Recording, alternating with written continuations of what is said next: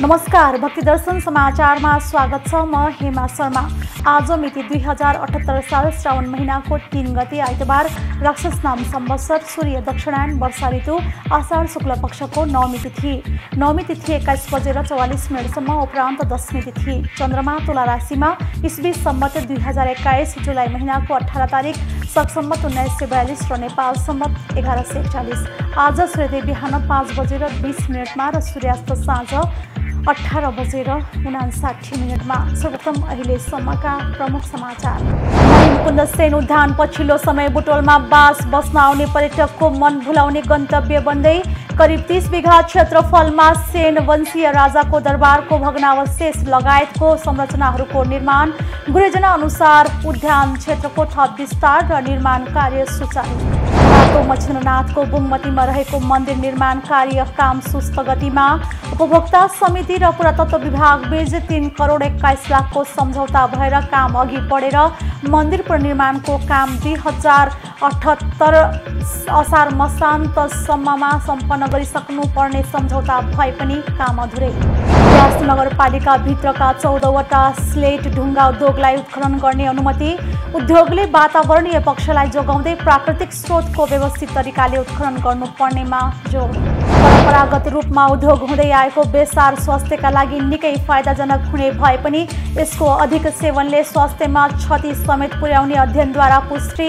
बेसारको अधिक सेवनले शरीरमा आइरनको अवशोषित हुने प्रक्रियामा अवरोध पुर्याई शरीरमा आइरनको कमीका साथै पेटमा समस्या र बान्ता लगायत पनि हुन सक्ने भएकाले यसको सीमित मात्रामा सेवन गर्न सुझाव। पर्वतको जलजला गाउँपालिका 7 धाइरिङको सल्यान गाउँका किसानहरूले काँक्रोको बिउ उत्पादन गरी मनज्ञ आम्दानी गरेर आत्मनिर्भर बन्दै विगत 15 वर्षदेखि यहाँका किसानले व्यावसायिक रूपमा बिउ उत्पादन गर्दै आएको भए पनि राज्यको तर्फबाट सहयोग नभएको गुनासो।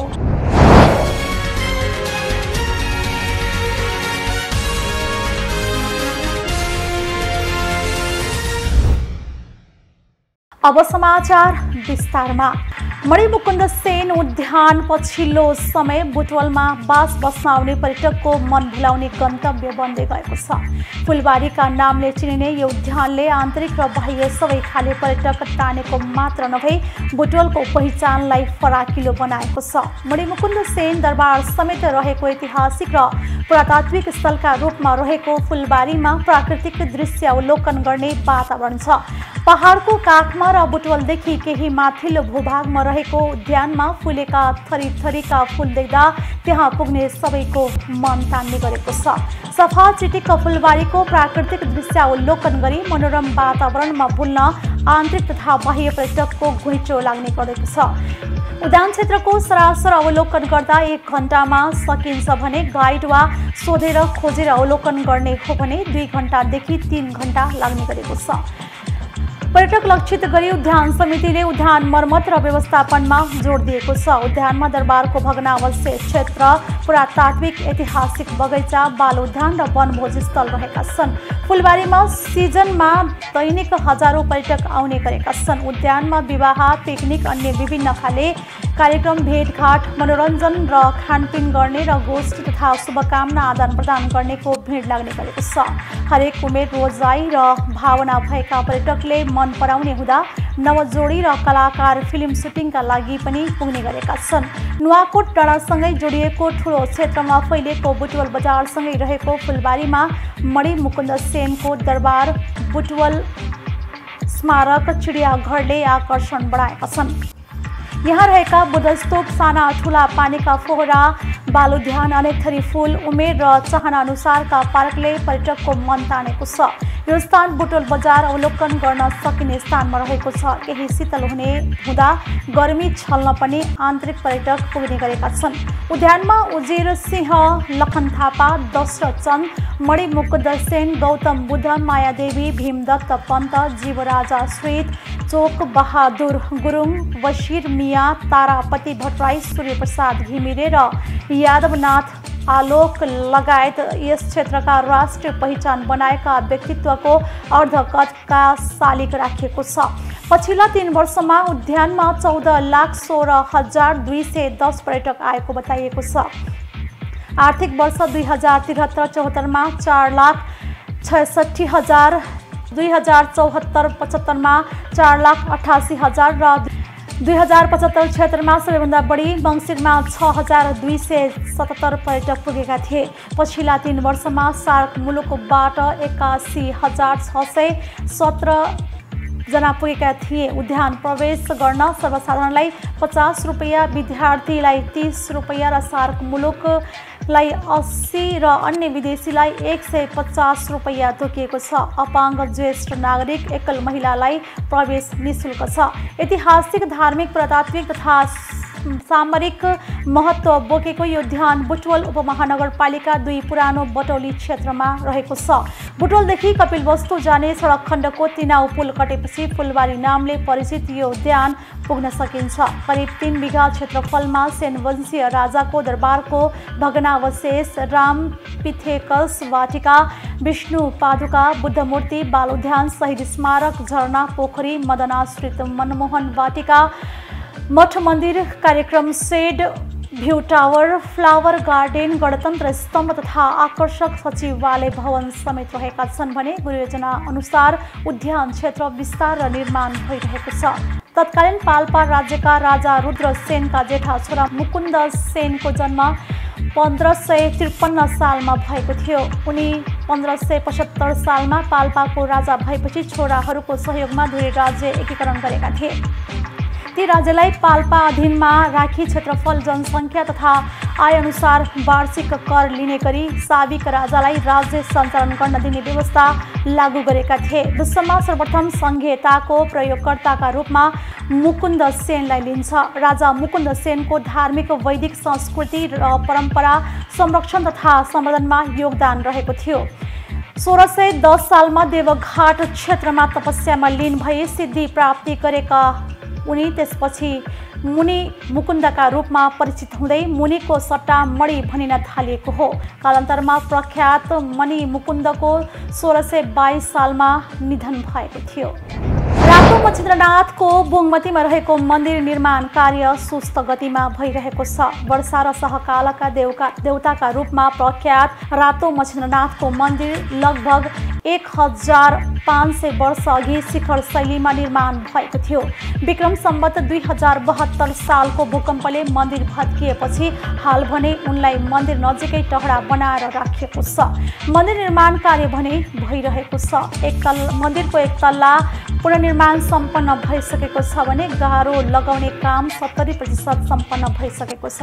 माथिल्लो तलामा भने इँटा लगाउने र बीचमा काठ राख्ने काम भने बाँकी रहेको छ।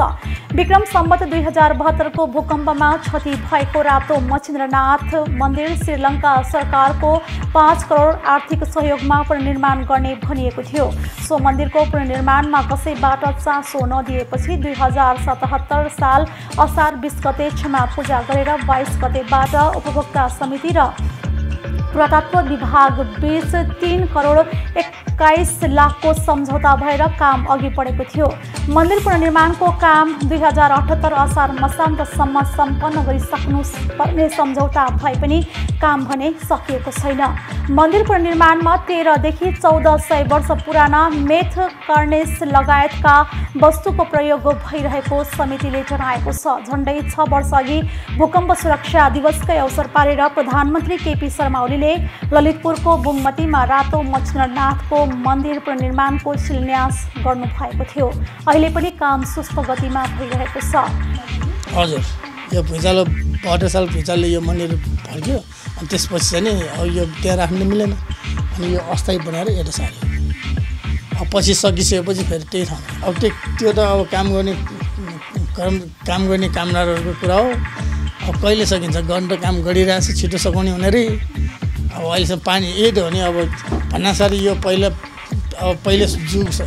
जुगमा बनाएको मन्दिर भनेको साइज इँटा हुँदैन, भनेको साइज ढुङ्गा हुँदैन। अनि त्यसपछि त्यस कारणले अलिक ढिला भइरहेछ। अहिले झन् धमाड त्यो इँटाहरू सबै सङ्कलन गरेर जाने बनाउँदैछन्। अहिले जाने अलि छिटो गरिदिएछ। रातो मच्छरनाथलाई अन्नका देवता, सहकालका देवता, लोकेश्वर बुङ्गदेव अनेकौं नामले पुकार्ने गरिन्छ। लिच्छवी कालतिर देशभर अनिकाल र खडेरी लाग्दा मच्छरनाथको प्रवेशले सहकाल ल्याएको र पानी परेर लोक कल्याण गरेको स्मरणमा प्रत्येक वर्ष वैशाख कृष्ण प्रतिपदादेखि लोकेश्वर अर्थात् रातो मच्छरनाथको रथ यात्रा गर्ने परम्परा रहिआएको छ। जनश्रुति अनुसार लिच्छवी कालतिर काठमाडौँ उपत्यका आएका गोरखनाथलाई कान्तिपुरवासीले व्यवस्था गरेपछि त्यसैको झोकमा गोरखनाथले पानी पर्ने नागलाई आफ्नो आसन बनाएर नेतृत्व वर्गलाई सबक सिकाउने क्रममा नवनागलाई आसन बनाई समाधिमा जानुभएको थियो।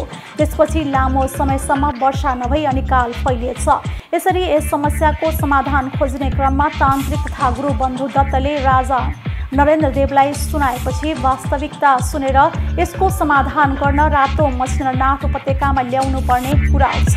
त्यसपछि राजा बन्धु दत्त आचार्य र रथचक्र ललित ज्यापुले धार्मिक विधि र विविध कठिन परिस्थितिको सामना गरेर तान्त्रिक विधि विधानका साथमा कलशमा राखेर भारतबाट मच्छरनाथ उपत्यकामा भित्र्याउन सफल हुन्छन्। भारतको आसाम स्थित कामरूप कामाख्या पीठमा रातो मच्छरनाथलाई लिन राजा नरेन्द्र देव, आचार्य बन्धु दत्त र रथचक्र ज्यापु सँगसँगै कर्कोटक नागराज पनि गएको बताइन्छ। उक्त समयमा बाटोमा ठाउँ ठाउँमा बाढी आउँदा कर्कोटक नागराजले पुल बनेर बाँकी 3 जनालाई नदी तारेको भनाइ छ। कर्कोटक नागराज नभेदिएका भए मच्छरनाथलाई काठमाडौँ ल्याउन असम्भव जस्तै भएको बताइन्छ। यही बुझेर तान्त्रिक आचार्य बन्धु दत्तले उनलाई यात्रामा सामेल गराएका थिए।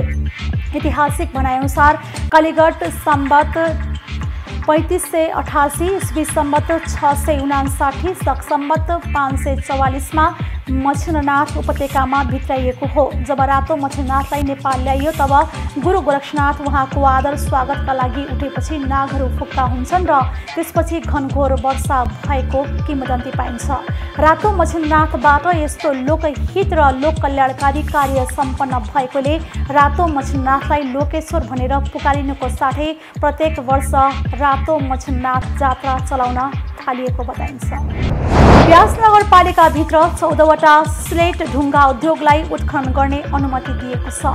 नगरपालिकाले स्लेट ढुङ्गा उत्खनन सम्बन्धी कार्यविधि बमोजिम कानुनी रूपमा ढुङ्गा उद्योगलाई अनुमति दिएको हो।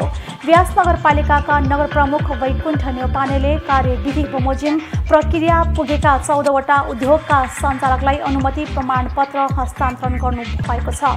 उत्खनन अनुमति हस्तान्तरण कार्यक्रममा नगर प्रमुख न्यौपानेले स्लेट ढुङ्गा उद्योगलाई व्यवस्थापन गर्न कार्यविधि अनुसार व्यवस्थित गर्न लागि बताउनु भएको छ। नगरपालिकाभित्र उद्योग मैत्री वातावरण बनाउनुको लागि प्रयास गरिरहेको र उद्योगले वातावरणीय पक्षलाई जोगाउँदै प्राकृतिक स्रोतको व्यवस्थित तरिकाले उत्खनन गर्नुपर्नेमा उहाँले जोड दिनु भएको छ। जिल्लामा दर्ता भएका 19 मध्ये पहिलो चरणमा 14 उद्योगलाई अनुमति प्रदान गरिएको नगरपालिकाका नगर प्रमुख न्यौपानेले जानकारी दिनुभएको छ। नगरपालिकाले आफ्नो पालिकाभित्र सञ्चालनमा रहेका उद्योगले नगरपालिकाबाट अनुमति लिएर मात्रै सञ्चालन गर्न यसअघि नै आग्रह गरेको थियो। व्यास नगरपालिका 10 र 11 मा सञ्चालनमा रहेका उद्योगले दिएको निवेदन अनुसार कानुनी प्रक्रिया पूरा गरेका उद्योगलाई उत्खनन अनुमति प्रदान गरिएको व्यास नगरपालिकाका वरिष्ठ अधिकृत राजेन्द्र कार्कीले जानकारी दिनुभएको छ। नगरपालिकाको कार्यविधि अनुसार स्लेट ढुङ्गा उद्योगलाई 1 वर्षको लागि अनुमति दिएको हो। वातावरणलाई जोगाउँदै अस्वस्थ प्रतिस्पर्धा नभई स्वस्थ प्रतिस्पर्धाबाट आफ्नो व्यवसायलाई मर्यादित बनाएर सञ्चालन गर्न प्रमुख प्रशासकीय अधिकृत डिलिराम सिगदेलले आग्रह गर्नुभएको छ।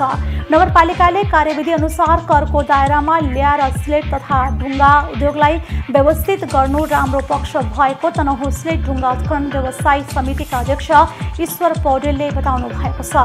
नगरपालिकाले कार्यविधि अनुसार स्लेट ढुङ्गा उद्योग सञ्चालनको लागि कम्तीमा 5 रोपनी आवश्यक पर्ने र प्रतिरोधी वार्षिक 2000 का दरले कर बुझाउनु पर्ने व्यवस्था रहेको व्यास नगरपालिकाका शाखा अधिकृत विमल गिरीले जानकारी दिनुभएको छ।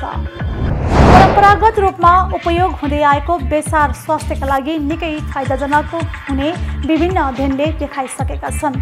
दाल तरकारी आदिमा प्रयोग गरिने बेसारले खानालाई स्वादिष्ट पनि बनाउँदछ। यसलाई निकै फाइदाजनक मसलाको रूपमा लिइन्छ। दुधसँग बेसारको सेवन झनै राम्रो मानिन्छ। बेसारमा औषधीय गुण हुन्छ। बेसारको सेवनले श्वास सम्बन्धी समस्या, शरीर दुख्ने, थकान लाग्ने लगायत समस्या दूर हुन्छन्। कोरोना महामारीमा बेसारको प्रयोग झनै बढेको पाइन्छ। मानिसले इम्युनिटी पावर बढाउनका लागि यसको सेवन गरिरहेका छन्, तर यसको अधिक सेवनले स्वास्थ्यमा फाइदा मात्र नभएर क्षति समेत पुर्याउने अध्ययनले देखाएको छ। बेसारको अधिक सेवनले शरीरमा आइरनको अवशोषित हुने प्रक्रियामा अवरोध गर्ने भएकाले यो शरीरमा आइरनको कमीको कारण बन्न सक्छ। आइरनका कारण नै शरीरमा राता रक्तकोशिका निर्माण हुन्छन्। यस्तो अवस्थामा शरीरमा राता रक्तकोशका पर्याप्त मात्रामा निर्माण हुन सक्दैनन् र आइरनको कमीले थकाइ लाग्ने, श्वास फुल्ने लगायत समस्या देखिने गर्दछ।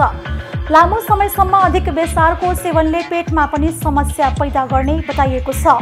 बेसारको अधिक सेवनले बान्ता हुने समस्या पनि हुन सक्ने भएकाले यसको सेवन सीमित मात्रामा गर्नुपर्ने बताइएको छ। पित्त सम्बन्धी समस्या भएका मानिसले बेसारको सेवन गर्न नहुने बताइन्छ।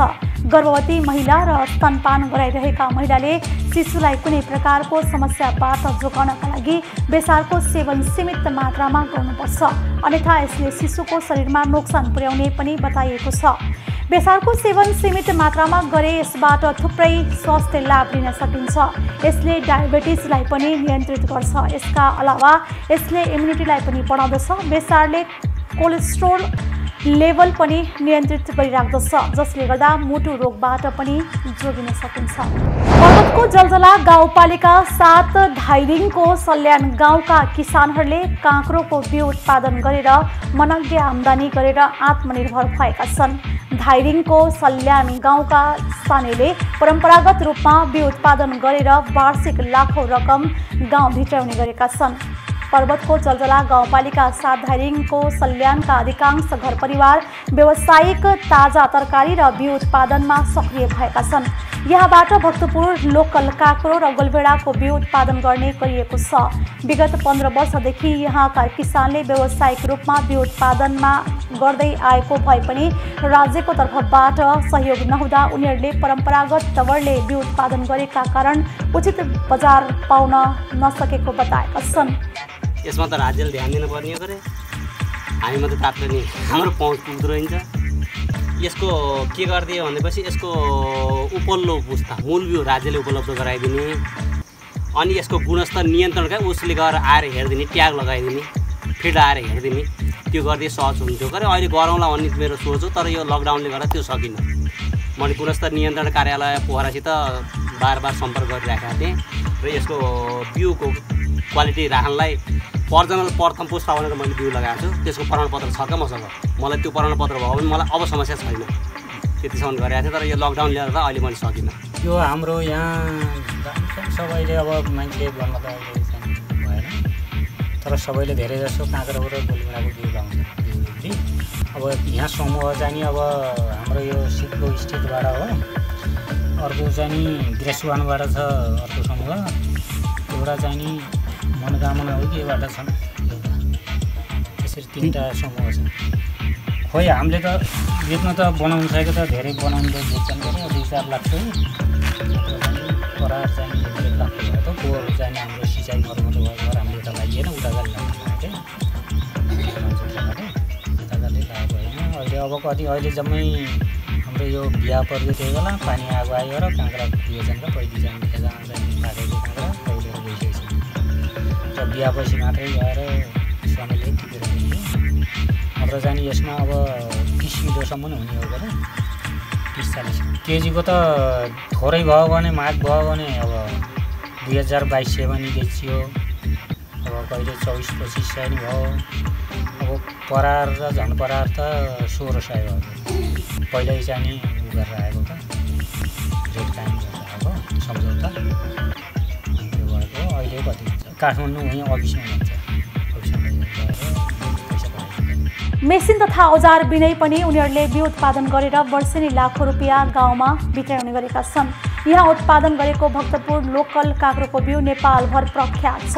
यहाँका करिब 83 घर परिवारले 3वटा समूहमा आबद्ध भई व्यावसायिक रूपमा बिउ उत्पादन गर्ने गरेको बताउँछन्।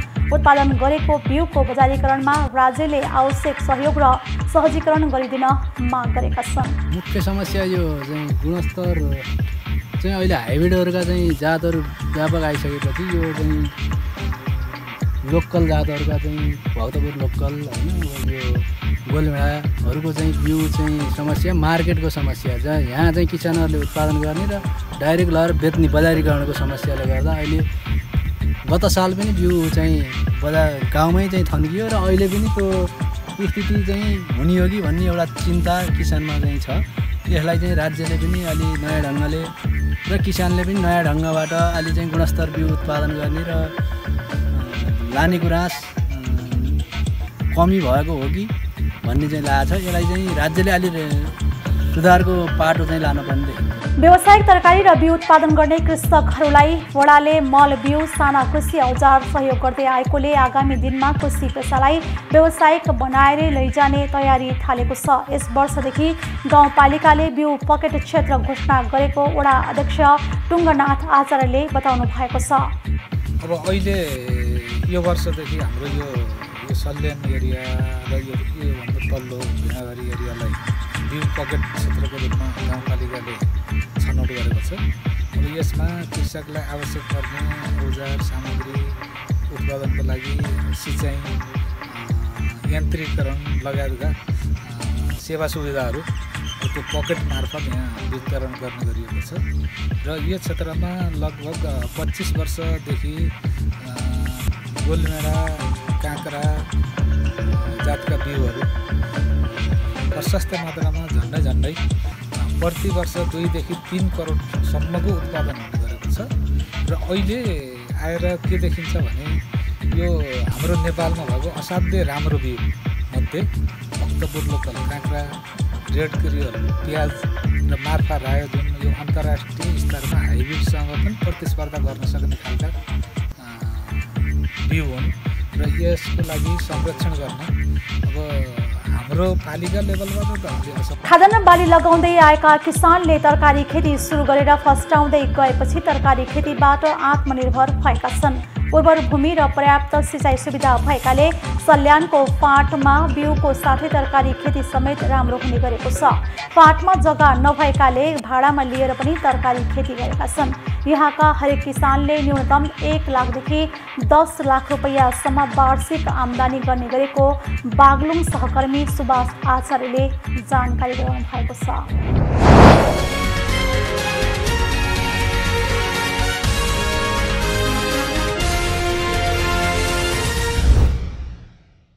अहिले हामी भक्तिदर्शन समाचारको अन्त्यमा आइसकेका छौँ। जाँदा जाँदै प्रमुख समाचार पुनः पटक। मणिमुकुन्द सेन उद्यान पछिल्लो समय बुटोलमा बास बस्न आउने पर्यटकको मन भुलाउने गन्तव्य बन्दै करिब 30 बिघा क्षेत्रफलमा सेन वंशीय राजाको दरबारको भग्नावशेष लगायतको संरचनाहरूको निर्माण। गुरुजना अनुसार उद्यान क्षेत्रको थप विस्तार र निर्माण कार्य सुचारू। मच्छिन्द्रनाथको बुङमतीमा रहेको मन्दिर निर्माण कार्य काम सुस्त गतिमा।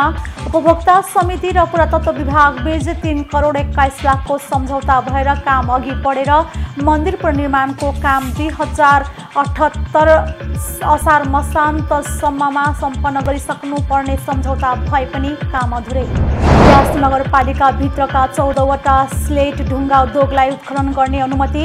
उद्योगले वातावरणीय पक्षलाई जोगाउँदै प्राकृतिक स्रोतको व्यवस्थित तरिकाले उत्खनन गर्नुपर्नेमा जोड।